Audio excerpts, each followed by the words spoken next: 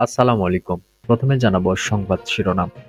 সশস্ত্র বাহিনী দিবসে খালেদা জিয়া ও তারেক রহমানকে আমন্ত্রণ।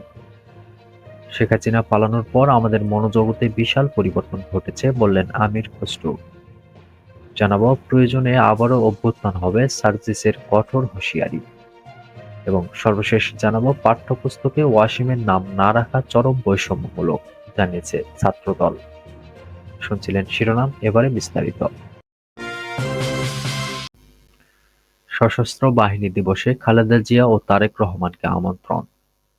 সশস্ত্র বাহিনী দিবস উপলক্ষে বিএনপির চেয়ারপারসন খালেদা জিয়া ও ভারপ্রাপ্ত চেয়ারম্যান তারেক রহমানকে আমন্ত্রণ জানিয়েছে অন্তর্বর্তী সরকারের প্রধান উপদেষ্টার কার্যালয়ের সশস্ত্র বাহিনী বিভাগ। মঙ্গলবার দুপুরে রাজধানীর গুলশানের বিএনপির চেয়ারপারসনের রাজনৈতিক কার্যালয়ে চেয়ারপারসনের একান্ত সচিব এবিএম আব্দুস সাত্তার এই আমন্ত্রণপত্র গ্রহণ করেন। বিএনপির মিডিয়া সেলের সদস্য শাহরুল কবির খান সাংবাদিকদের এ তথ্য নিশ্চিত করেছেন। দলীয় সূত্র জানিয়েছে, সশস্ত্র বাহিনী দিবস উপলক্ষে বিএনপির মহাসচিব মির্জা ফখরুল ইসলাম আলমগীর, স্থায়ী কমিটির সদস্যসহ ২৬ নেতার নামে আমন্ত্রণপত্র দেওয়া হয়েছে।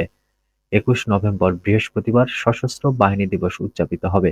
দিবসটি উপলক্ষে রাষ্ট্রপতি ও সশস্ত্র বাহিনীর সর্বাধিনায়ক মোহাম্মদ শাহাবুদ্দিন এবং প্রধান উপদেষ্টা ডক্টর মোহাম্মদ ইউনূস পৃথক বাণী দেবেন বলে এক সংবাদ বিজ্ঞপ্তিতে জানিয়েছে আন্তঃবাহিনী জনসংযোগ পরিদপ্তর আইএসপিআর। শেখ হাসিনা পালানোর পর আমাদের মনোজগতে বিশাল পরিবর্তন ঘটেছে বললেন আমির খসরু। শেখ হাসিনা পালানোর পর বাংলাদেশের সবার মনোজগতে বিশাল পরিবর্তন ঘটেছে বলে মন্তব্য করেছেন বিএনপির স্থায়ী কমিটির সদস্য আমির খসরু মাহমুদ চৌধুরী। লালমনিরহাটে জিয়া স্মৃতি ফুটবল টুর্নামেন্টে প্রধান অতিথি হিসেবে দেওয়া বক্তব্যে তিনি এ মন্তব্য করেন। আমির খসরু মাহমুদ চৌধুরী বলেন, শেখ হাসিনা পলায়ন করার পর বাংলাদেশের সবার মনোজগতে, আমাদের সবার মনোজগতে একটা বিশাল পরিবর্তন ঘটেছে। এই পরিবর্তন আমাদের ধারণ করতে হবে। এই পরিবর্তন যদি আমরা ধারণ করতে পারি, আমরা যদি সুশৃঙ্খল জাতি হিসেবে পরিচ্ছন্ন রাজনীতির মাধ্যমে আমাদের সামাজিক কার্যক্রমে, ক্রীড়া কার্যক্রমে ও রাজনৈতিক কার্যক্রমে এটার প্রতিফলন ঘটাতে পারি, যে স্বপ্নের বাংলাদেশের কথা আমরা ভাবছি সেটা আমরা করতে পারবো ইনশাআল্লাহ। বিএনপির কেন্দ্রীয় এই নেতা আরো বলেন, শহীদ প্রেসিডেন্ট জিয়াউর রহমানের স্বপ্ন বাস্তবায়নে, দেশনেত্রী খালেদা জিয়ার স্বপ্ন বাস্তবায়নে, তারেক রহমান সাহেবের স্বপ্ন বাস্তবায়নে আগামীর যে নতুন বাংলাদেশের স্বপ্ন দেখছি, আমাদের জাতীয়তাবাদী শক্তি সহ সবাইকে সাথে নিয়ে এই দেশের সব স্তরের মানুষকে নিয়ে সম্মিলিতভাবে এই যাত্রায় আমাদের জয়ী হতে হবে। প্রয়োজনে আবারও অভ্যুত্থান হবে, সার্জিসের কঠোর হুঁশিয়ারি। জুলাই গণহত্যার বিচারের আগে আওয়ামী লীগকে কোনো নির্বাচনে অংশগ্রহণ করতে দেওয়া হবে না বলে ঘোষণা দিয়েছেন বৈষম্য বিরোধী ছাত্র আন্দোলনের অন্যতম সমন্বয়ক সার্জিস আলম। এ সময় প্রয়োজনে আবারও একটি গণঅভ্যুত্থানের হুঁশিয়ারি দেন তিনি।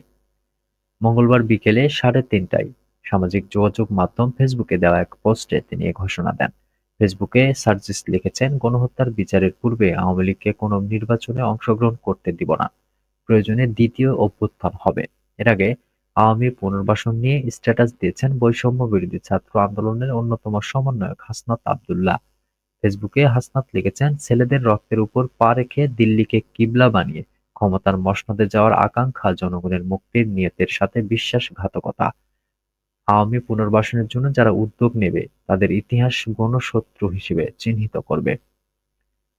জুলাই অভ্যুত্থানের স্পিরিটকে যারা ধারণ করে, যারা গণমানুষের আশা আকাঙ্ক্ষার প্রতিফলন ঘটাতে চায়, তারা ২৪ পরবর্তী বাংলাদেশে আওয়ামী লীগের বিচার নিশ্চিত করার দাবি ছাড়া আওয়ামী লীগ নিয়ে রাজনৈতিক অঙ্গনে আর কোনো দ্বিতীয় বক্তব্য দিতে পারে না।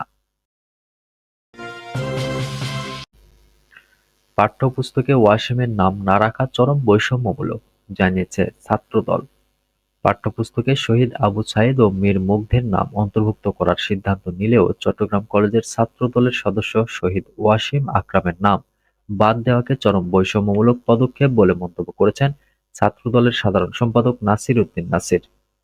তিনি বলেছেন, শহীদ ওয়াসিম আকরাম ছাত্রদলের নেতা এবং বিএনপির ভারপ্রাপ্ত চেয়ারম্যান তারেক রহমানের একনিষ্ঠ কর্মী হওয়ার কারণেই তার নাম পাঠ্যপুস্তক থেকে বাদ দেওয়া হয়েছে। ফরিদপুরের সরকারি রাজেন্দ্র কলেজ এবং সরকারি ইয়াসিন কলেজের শিক্ষার্থীদের সঙ্গে ছাত্র রাজনীতির রূপরেখা নিয়ে মতবিনিময় শেষে সাংবাদিকদের একথা বলেন নাসির উদ্দিন নাসির। তিনি বলেন, আবু সাইদ, ওয়াসিম ও মুগ্ধ এই তিনজন বীর শহীদ জুলাই-আগস্টের গণঅভ্যুত্থানের আইকনে পরিণত হয়েছিল। তাদের আত্মত্যাগ আরও ২,০০০-এরও অধিক বীর শহীদদের অনুপ্রাণিত করেছে। তরুণ প্রজন্মকে সাহসের প্রেরণা দিয়েছে। কিন্তু ছাত্রদলের নেতা হওয়ার কারণে দ্বিতীয় শহীদ হওয়া সত্ত্বেও শহীদ ওয়াসিম আকরামের নামটি সরকার অবহেলা করছে। তারা পাঠ্যপুস্তক থেকে বাদ দিচ্ছে। সরকারি কোনো সভা সমাবেশেও শহীদ ওয়াসিম আকরামের নাম স্মরণ করা হয় না।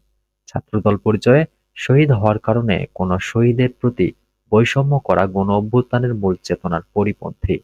এর আগে ছাত্রদলের সাধারণ সম্পাদক ফরিদপুরের কলেজ দুটির সাধারণ শিক্ষার্থীদের কাছে ভবিষ্যতে ছাত্র রাজনীতির রূপরেখা কেমন হওয়া উচিত তা জানতে চান। শিক্ষার্থীরা অতীতে ছাত্রলীগের সন্ত্রাস নির্ভর রাজনীতির ভীতিকর দিক তুলে ধরেন।